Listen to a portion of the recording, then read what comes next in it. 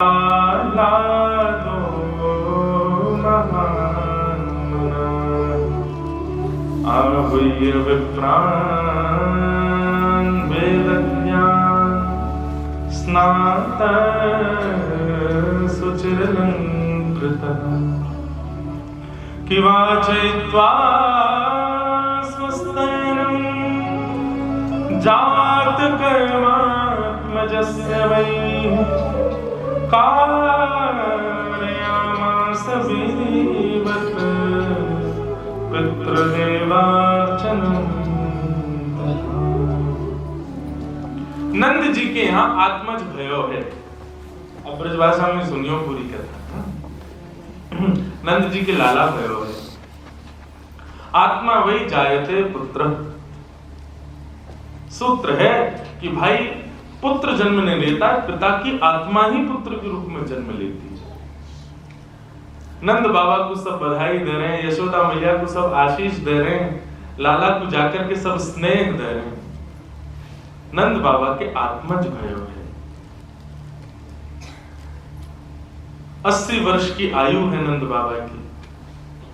लेकिन बंधुओं, ब्रजवासियों का आनंद कैसा, ब्रजवासियों का उत्साह कैसा। किसी को भी ऐसी प्रतीति नहीं हो रही है कि नंद और यशोदा के ही लाला भयो है। सब इतने उत्साह में जैसे कि खुद के लाला भयो है। जैसे हम लोग उत्सव, किसी के यहाँ बालक हो तो प्रसन्नता थोड़ी होती है, अपने यहाँ तो बहुत होती है। लेकिन ठाकुर जी के अवतरण के विषय में श्री शुक्राचार्य जी कहते हैं पूरे ब्रजमंडल में इतना सुख हुआ कि सबको ये लग रहा हमारे ही लाला भयो है। यज्ञ अनुष्ठान केवल नंद बाबा के यहाँ नहीं चल रहे हैं, हर ब्रजवासी के घर में यज्ञ अनुष्ठान चल रहा है और सब ब्रजवासी अपने अपने स्तर पर बधाइयां लुटा रहे हैं। केवल नंद भवन से बधाई नहीं लुटाई जा रही, हर ब्रजवासी के घर से बधाई लुटाई जा रही है। कोई पूछे अरे भैया तुम काहे की लुटा रहे हो, लाला तो नंद बाबा के भयो है। अरे भैया ऐसा मत के, लाला नंद हमारो लाला है, पूरे जग को लाला है। ब्रज जन प्रिय मुकुंदम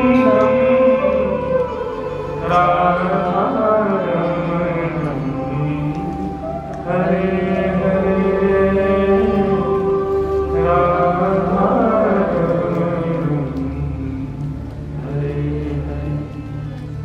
यही भाव से जब ये पद लिखा गया था ना, तब प्रथम भाव यही आया, ब्रज जन प्रियता। क्यों? वो सबके प्रिय हैं। ठाकुर जी का ये स्वभाव है, ये स्वरूप है। आपको यदि ये लग रहा है कि इंद्रेश जी ठाकुर जी को ज्यादा प्रिय है या ठाकुर जी इंद्रेश जी को ज्यादा प्रिय है, ऐसा नहीं, वो सबके प्रिय हैं। वो केवल मुझ पर अनुग्रह कर रहे हैं, मैं ही उनका प्रिय हूं, ऐसा नहीं, वो आप पर भी कर रहे हैं, किसी और पर भी कर रहे हैं, सबके प्रिय हैं। ये ठाकुर जी का स्वभाव है। वो किसी एक या दो या 10 को प्रेम नहीं करते, वो सबसे प्रेम करते हैं। सब ब्रजवासियों के अंदर इतना उत्साह कि हमारे ही लाला भयो है। सब नाच रहे हैं, सब गा रहे हैं, सब बधाई लुटा। कल यहाँ बधाई लुटाई जा रही थी तो आप लोग नाचना गाना भूल करके बधाई लूट रहे थे। लेकिन ब्रजवासियों ने कैसे बधाई लूटी? तो कहते हैं नंद बाबा अटारी पे चढ़ करके बधाई लुटा रहे हैं और ब्रजवासी सब लूट रहे हैं, और लूट करके ब्रजवासी पीछे को लुटा रहे हैं। मतलब ब्रजवासी भी कुछ रख नहीं रहे अपने पास में, ब्रजवासी भी लुटा रहे हैं। क्यों? बोले जितने सुख में, जितने आनंद में नंद बाबा है, उतने आनंद में वो भी तो है, वो भी लुटा रहा है। मैंने कल भी कहा था बंधुओं, कृष्ण जीवन में आएंगे तो संग्रह की स्थिति खत्म हो जाएगी। इकट्ठा करने का मन नहीं करेगा, लुटाने की इच्छा होगी, देने की इच्छा होगी। कोई न सॉल पहना दे, महाराज तुरंत हाथ फेर लिया, अच्छा पश्चिमी जी तो मेरी रहेगी। ठाकुर जी जीवन में होंगे ना तो कोई ने कितनी भी बहुमूल्य वस्तु दे हो, आपका मन आ गया तो आप उठा के किसी और को दे दो। स्वामी श्री हरदास जी महाराज निधिवन राज में विराज रहे थे। अकबर कभी कभी आता था। एक बार अकबर बड़ी बहुमूल्य मणियों का हार लेकर के आया और स्वामी जी के गले में धारण करा दिया। स्वामी जी बैठे थे, कुंज में श्री बिहारी जी बैठे थे। स्वामी जी ने, अच्छा अकबर को ये था कि सब देख रहे हैं कि देखो कितनी महंगी इन्होंने मणि की माला पहनाई है स्वामी जी को, स्वामी जी प्रसन्न हो जाएंगे, मुझसे रीझ जाएंगे कि मैंने देखो कैसी माला पहनाई। इतने में स्वामी जी कुछ राग गा रहे थे, तो गाते गाते गाते इतने में एक हिरण सघन कुंज से निकल करके आया, स्वामी जी के पास आकर के बैठ गया। अच्छा बंधुओं, प्राचीन काल के संतों की कितनी मधुरता कि वे जब भजन साधन करते थे, जब वो ठाकुर जी की सेवा करते थे ना, तो इतनी व्यवस्था तो होती नहीं, तो ऐसे ही बैठ जाते थे, कोई पीछे तकिया भी नहीं, तो कभी कभी ये हिंसक जीव ही आकर के पीछे तकिया बन के बैठ जाते और उनके मधुर भाव सुनते। ऐसे स्वामी जी के साथ भी खूब सारे जीव जंतु पशु भी आ जाते और आकर के उनके मधुर स्वर को सुनते। तो एक हिरण आकर के स्वामी जी के पास बैठ गया, स्वामी श्रीहरदास जी के पास। हिरण के सुंदर रूप को देख करके स्वामी जी बड़े प्रसन्न हो गए और उन्होंने वो मणि का हार उतार करके वो हिरण को पहना दिया और पहन करके हिरण जंगल में भाग गया। अकबर देखता रह गया, बोले ये क्या किया है इन्होंने? अरे वो इतना महंगा हार है कि महाराज जीवन भर उससे खाया पिया जा सकता है, और इन्होंने बिल्कुल विचार नहीं किया, वो जीव को पहना दिया। अरे मानव को भी पहनाते तो किसी योग्य काम आ जाता, वो जीव मन वन में चला गया, तोड़ ताड़ देगा, काम फेंक देगा। अरे ये क्या किया इन्होंने, तो बिल्कुल मूल्य नहीं समझा उसका। अकबर की इस भावना को स्वामी जी समझ गए। इतने में ही अकबर ने जिज्ञासा कर दी, बोले भगवान आपने ठीक नहीं किया, किसी के द्वारा प्रदत्त वस्तु का थोड़ा मान रखा कीजिए, वो कितनी बहुमूल्य वस्तु थी, आपने विचार नहीं किया। स्वामी जी बोले एक कुंज में बैठे गए, इनसे ज्यादा बहुमूल्य कोई ना मेरे का जी, सब तो बहुमूल्य तो जे है। और सुन, तो कुछ ज्यादा लग रही है, तेने इतनी बहुमूल्य मुझको जे पहना दे, जे कर दे, रुक जा अभी तो को बताऊं। इतने में ऐसा स्वर लगाया स्वामी जी ने कि असंख्य हिरण प्रकट हो गए और हर हिरण के गले में वही हार। और बोले अकबर जा, जहां से लेना हो ना वह हिरण के गले से हार लेके चलो जा, ये असंख्य हार है, ले जा अपने संग। आज भी हमारे पूज्य तटीय स्थान वाले महाराज जी, स्वामी जी की परंपरा में उनका इतना स्नेह प्राप्त होता है, हर कथा में प्रथम दिन तटीय स्थान से, चाहे पूरे भारत में कहीं कथा हो, तटीय स्थान से प्रथम दिन प्रसाद आता है व्यास मंच पे। कितना ध्यान रखते हैं महाराज जी। तो किसी वैष्णव ने वहां पर भंडारा कराया, आज भी 1000, 1500, 2000 लोग, आप भी चले जाओगे तो वहां प्रसाद मिलेगा आपको, दोपहर में सब भोजन मिलेगा, ठाकुर जी की प्रसादी मिलेगी। लोग बात कराते हैं, कोई ना भी कराए तो भी चलता है। तो एक दिल्ली के बड़े सेठ ने अभी मुझे बताई ये कथा, तो मैं बता रहा हूँ आपको। दिल्ली के बड़े सेठ ने आकर के देखा कि यार यहाँ तो 2-2,500 लोग प्रसादी पा रहे हैं, मैं भी सेवा करूं। उसने जाके वहां सेवकों से पूछा क्या करना है, बोले कि इतनी राशि लगेगी, तुम्हारा मन हो तो कराओ, नहीं भी मन हो तो हमारे यहाँ तो चलता ही रहता है। प्रसादी पा करके उसने कहा ठीक है। दूसरे दिन उसने अपनी सेवा रखी, दूसरे दिन प्रसादी बनी, सब लोगों ने पाई, उसने भी पाई। पा करके वो महाराज जी जो अभी विराजमान है उनके पास गया और जो भी सेवा थी वो महाराज जी के चरणों में रखते हुए उसने कहा महाराज जी लेकिन एक बात कहूं, कल जैसा स्वाद हो ना वैसा आज ना हो, कल वाला स्वाद ज्यादा बढ़िया हो। महाराज जी ने जो उसने सेवा दी थी ना वो उठा के उसी के गोद में धर दी। बोले बावड़े कैसी बात कर रहे हैं? कल श्री जी ने भोग लगाए हो, कल भी स्वाद हो, और आज भी श्री जी ने भोग लगाया हो, आज भी स्वाद है। ये तेरी जीव के चटोरेपन के काजे भोग ना बने, हमारी श्री जी को प्रसाद है, ये नित्य स्वाद में रहे। तू कह रहा हो कल स्वादिष्ट तो आज ना है, ले जा अपनी सेवा, ना चाहिए हमको। अरे श्री जी के प्रसाद में स्वाद को अंतर करे, कल ज्यादा स्वादिष्ट तो आज स्वादिष्ट, ऐसी भावना रखे। श्री जी के मुख से स्पर्श है कि आयो या मतलब वो स्वादिष्ट ही है। सांसारी व्यक्ति ये विचार करता है इसमें नमक है कि नहीं, नींबू है कि नहीं, मिर्च है कि नहीं, मसाले हैं कि नहीं, लेकिन वैष्णव विचार करता है कि ठाकुर जी के सन्मुख पधराया था तो ये सर्वगुण संपन्न है, ये सब प्रकारेण मेरा कल्याण करेगा, इसमें कोई दोष नहीं। आज भी ऐसी भावना है, वहां पर धन को और मूल्यवान वस्तुओं को महत्व नहीं दिया जाता। वृंदावन के रस उपासक महत्व सांसारी वस्तु को दे ही नहीं सकते। यहाँ के बंदर भी आपका चश्मा लेके इसलिए जाते हैं, अरे भैया जो नेत्र श्री जी ने दिए उनते देख, ये नकली चश्मा का ही लगा के देख रहा हमारी लाडली जूठू, असली आंखन ते देख, या हमारे वो भी लेके भाग जाए। पर्स वर्स लिए घूम रहे तो पर्स लेके भाग जाए, बोले कहां तक लिए घूमेगा, लुटा दे या कुछ समझ में बहुत दूर ले जाए। वृंदावन के रस को समझो भैया, यहाँ भौतिक मूल्य, भौतिक वस्तु का कोई मूल्य नहीं, यहाँ तो भाव का मूल्य है, यहाँ भाव मूल्यवान है। नंद बाबा लुटा रहे और सब ब्रजवासी लूट करके ब्रजवासी भी लुटा रहे, इतना आनंद ले रहे हो, सब नाच रहे हैं, गा रहे हैं। हमारे पूज्य पिताजी सुनाते हैं, एक 80 वर्ष की मैया अपने घर से निकल के आई बिना दांत वाली, वहां आकर के देखी महाराज माखन के गोला बना बना के लुटाए जा रहे हैं, एक दूसरे पे मारे जा रहे हैं। वहां आकर के पूछी, अरे भैया जे कहा भयो है, हमारे वृंदावन में यो ना के क्या हुआ है, क्योंकि कहा भयो है।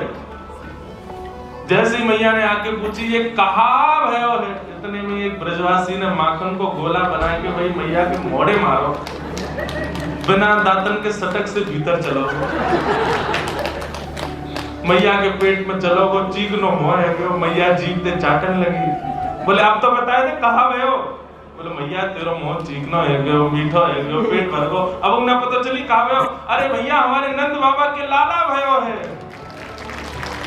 मैया तो वही नाचने लगी, नाचते नाचते बोली ऐसे लाला रोज ही होए करे भैया, ऐसे लाला तो रोज ही होए हमारे ब्रज में।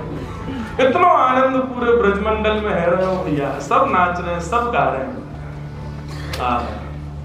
नंद जी के आंगन में बज रही आज बधाई, नंद जी के आंगन में बज रही आज बधाई, यशोदा के आंगन में बज रही आज बधाई, यशोदा के आंगन में बज रही आज बधाई।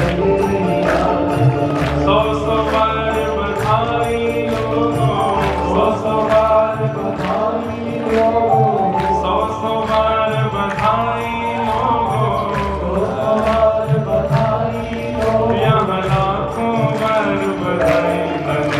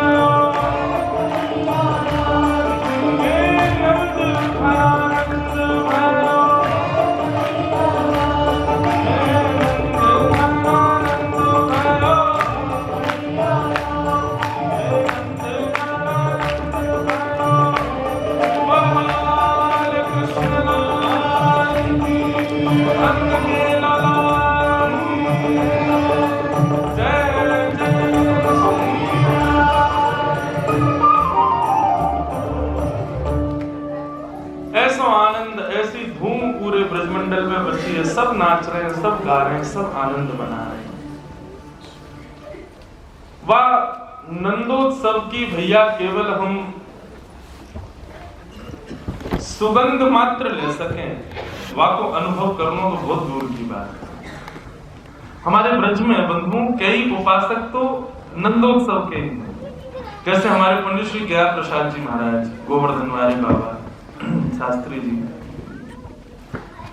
वे नंदोत्सव के बड़े प्रेमी थे। कहीं भी नंदोत्सव होता था ना, तो वो अपनी कुटिया में ही बढ़िया सुंदर सामग्री, लड्डू, मोहनथाल आदि खुद ही लुटाने लग जाते, बंदरन को लुटा देते, कोई को भी पधरा देते। पता चल जाती गोवर्धन में कहीं कथा है रही है और आज चौथा दिन है, वहां पे नंदोत्सव है, तो बाबा अपनी कुटिया को सजाते कि आज नंदोत्सव है। इतना नंदोत्सव से प्रेम करते थे बाबा। तो ऐसे हमारे ब्रज में कई उपासक हैं, वो आज भी नंदोत्सव, पता चल जाए कथा में नंदोत्सव है, आज भी इतना स्नेह करें, ऐसे आनंद में भर जाए, ऐसा भाव उनको आ जाए कि हम ही ब्रजवासी हैं, वह नंदोत्सव को उत्सव मनाएं। पूरे ब्रजमंडल में आनंद भयो।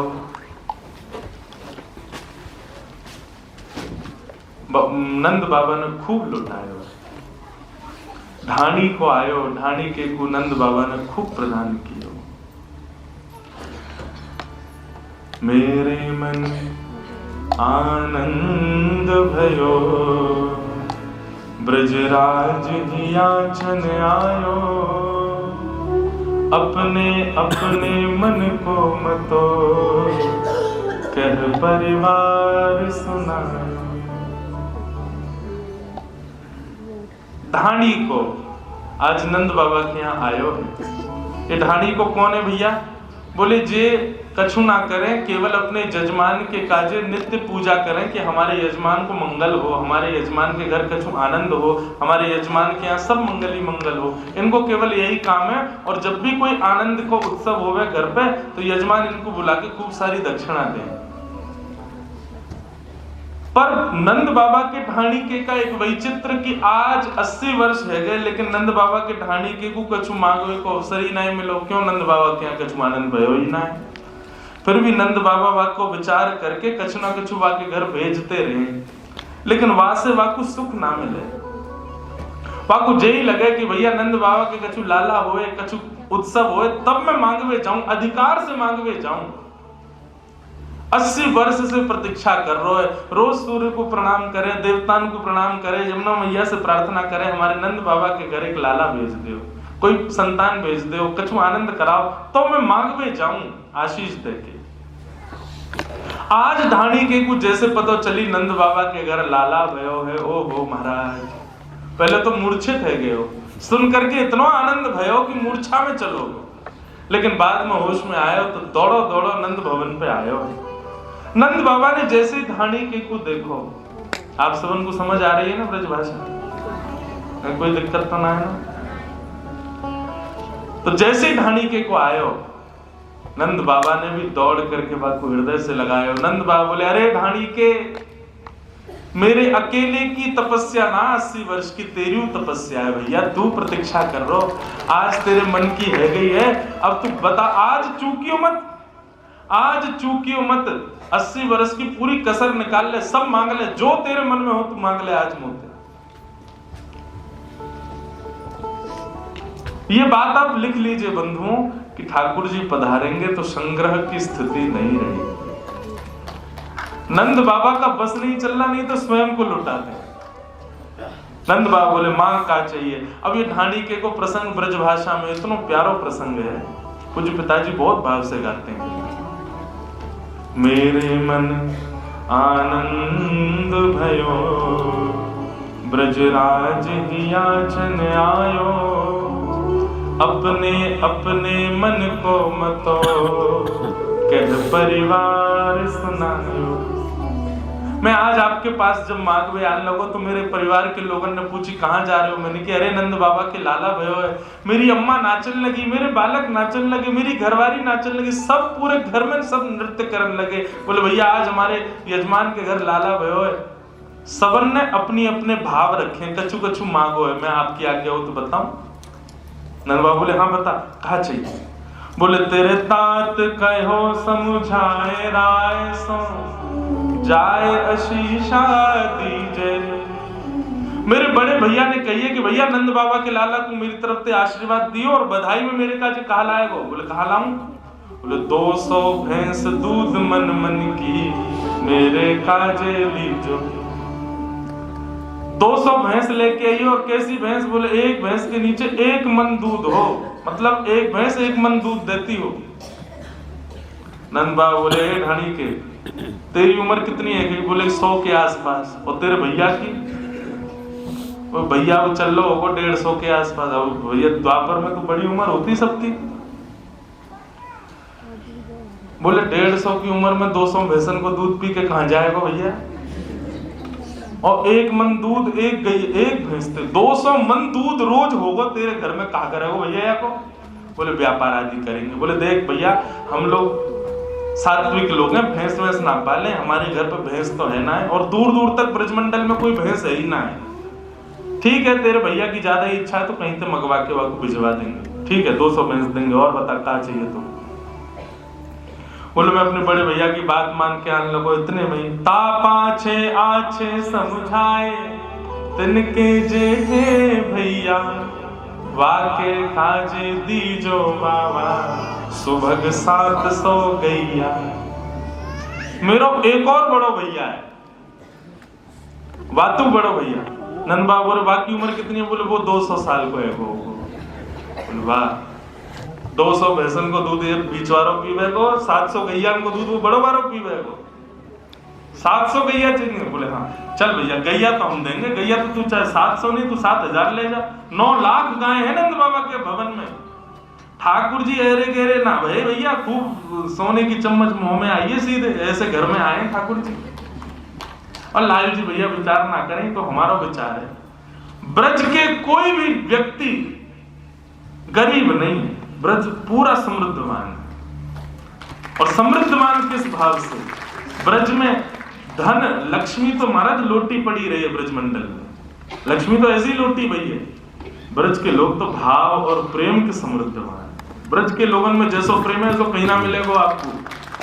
तो वाक्य काजे 700 गैया दियो। अच्छा 200 भैंस है। मुनीम जी लिखते जाओ भैया जो जो कह रहे हो सब देंगे आपको। बोले और बता। बोले मैं दोनों भैया की बात मान के आने लगो। इतने में ही मेरो बेटा बड़ो सुखदाई, तैसे ताके साथी, वाके काजे दीजो बाबा, मत मदा तो हाथी। मेरा बेटा बोलो कि भैया मैं जाऊंगा नंद बाबा के लाला को आशीर्वाद देवे, लेकिन बाबा ऐसे ना जाऊंगा तो अपने सखान के संग जाऊंगा। नंद बाबा बोले तो फिर बातें कहो, अपने सखान के संग आ जाए, पूरी टोली लेके आए, सब व्यवस्था कर देंगे हम। बोले ऐसे ना आवे गो। बोले तो बोले वाने कहिए मेरे काजे एक मत वालो हाथी लेके आई हो, वहां पे आके मैं बैठूंगा, मेरे सब सखा बैठेंगे और नंद घनानंद भयो जय कन्हैया लाल की गाते भय हम आवेंगे, हमारे काजे एक हाथी लेके आएंगे। अच्छा देखो ढाणी को बोल रहा है और नंद बाबा लिखवा रहे और लाखों ब्रजवासी चारों तरफ बैठ करके सुन रहे हैं। और जैसे ही नंद बाबा ने कि हाँ भैया हाथी देंगे, तभी ब्रजवासी ने पंक्ति लिख दी, हाथी दीने। अभी घोड़ा तो आवेंगे यार। ये जो नंद घनानंद भयो जय कन्हैया लाल की, ये सब गा ही रहे हैं। जैसे जैसे जैसे 200 भैंस नहीं, सब गाने लगे नंद घनानंद भयो जय कन्हैया लाल की जय हो, नंद बाबा की खूब दान कर रहे हैं। गैया दई, भैंस दई, हाथी दियो। बोले और बताओ और क्या चाहिए। आज का व्यक्ति इतना दान कर सकता है? इतने में डर जाएगा, भैया रुक जा, कोई हम पे लॉटरी थोड़ी लगी है जो लूट के ले जाएगा। लेकिन नंद बाबा कह रहे तू बोल तो जा, बस चुप मत होइयो, रुकियो मत, बोल और बता क्या चाहिए। बोले मैं बड़े बेटा की बात मान के आने लगो, इतने में मेरा छोटा बेटा आ गया। और छोटे बेटा ने कहा कही, बोले छोटो सुत चंचल अति मेरो,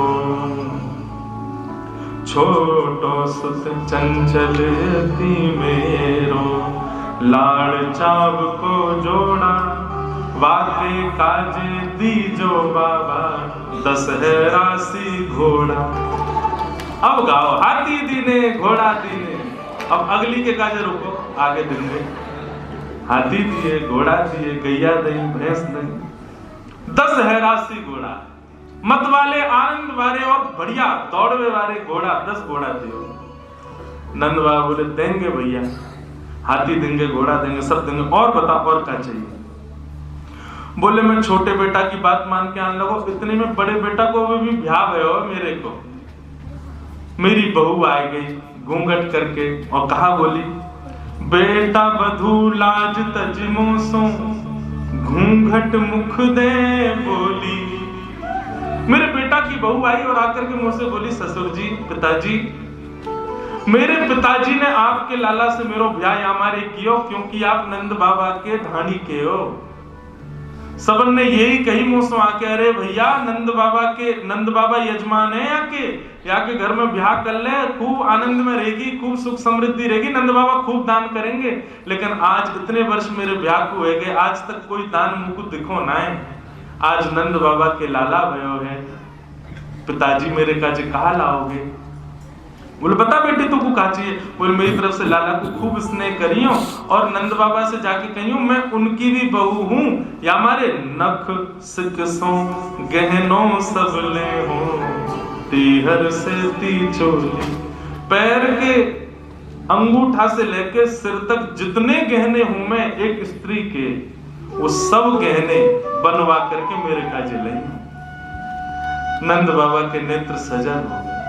अरे ढाणी के, तेरी बहू तो हमारी बहू है। मुनीम जी सुनार को बोलो जावे और जाके बहू को पूरा नाप लेके आवे और जैसो वाकु प्रिय हो वैसे वाके काजे गहने भिजवा।